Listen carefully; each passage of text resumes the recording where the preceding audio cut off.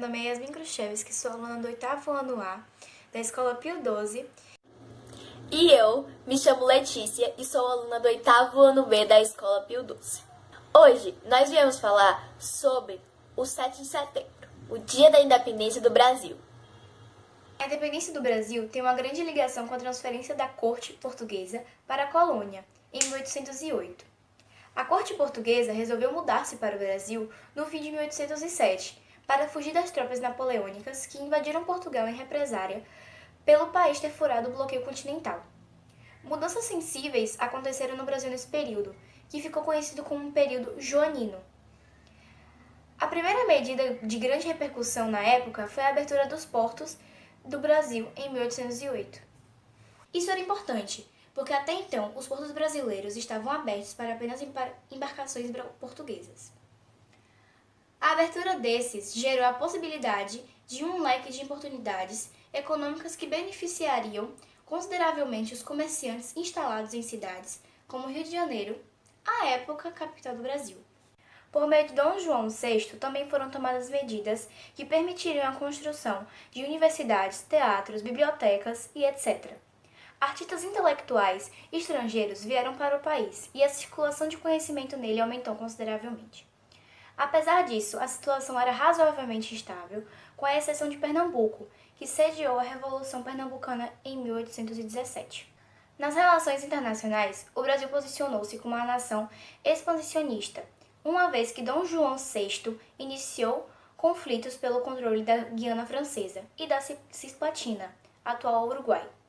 As mudanças no país eram inúmeras, mas os ventos do separatismo só foram soprar-se nele a partir de 1820. A mudança de status no Brasil durante o período joanino é claramente identificada por meio de uma ação realizada em 16 de dezembro de 1815. Nessa data, o país foi elevado à condição de reino e passou a não ser mais colônia portuguesa, mas sim parte do Reino de Portugal. Com isso, esse último passou a chamar-se de Reino de Portugal, Brasil e Algarves.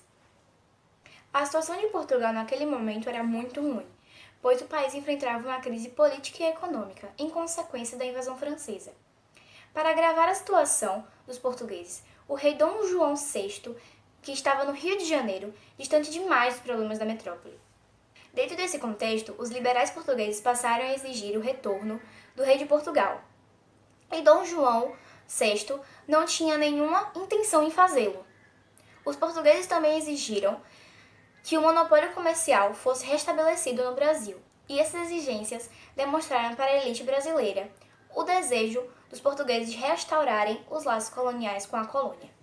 O rei português passou a ser ameaçado de ser destituído do trono se não retornasse, e assim acabou retornando para Portugal em 26 de abril de 1821.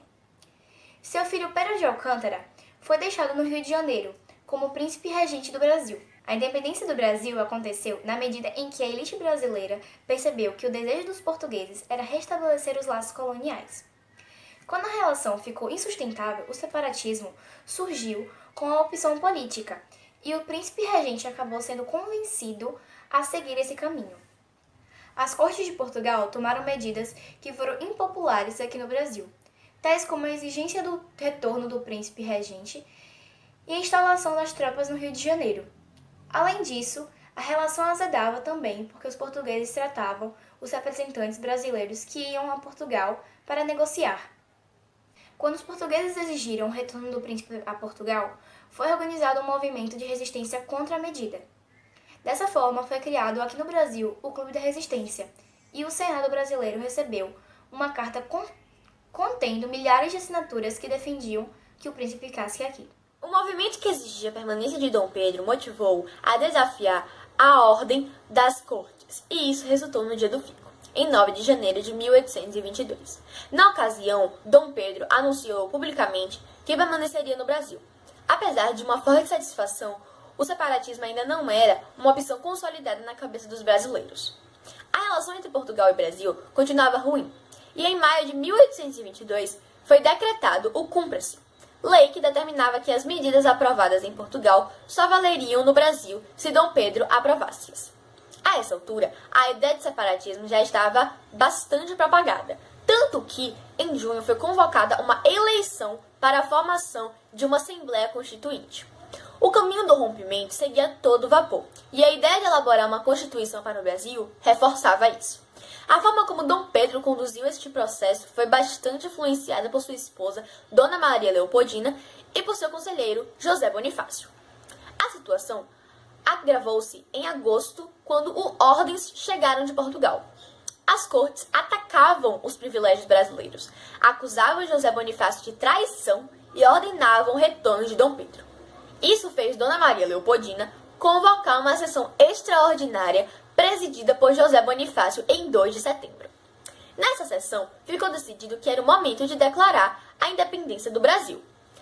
Uma declaração de independência foi redigida e enviada junto às cartas portuguesas para Dom Pedro.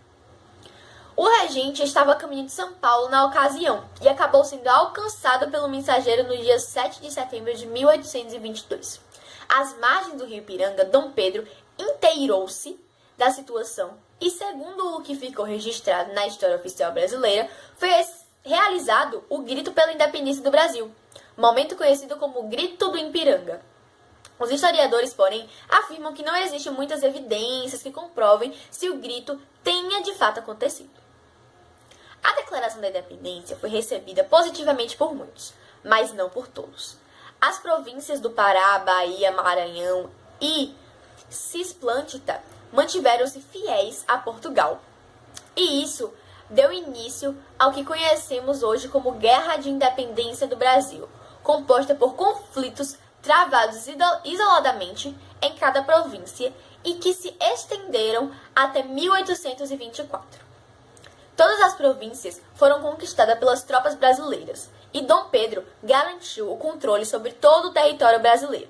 Depois da derrota da resistência, Portugal aceitou negociar o reconhecimento da independência brasileira via mediação realizada pelos ingleses.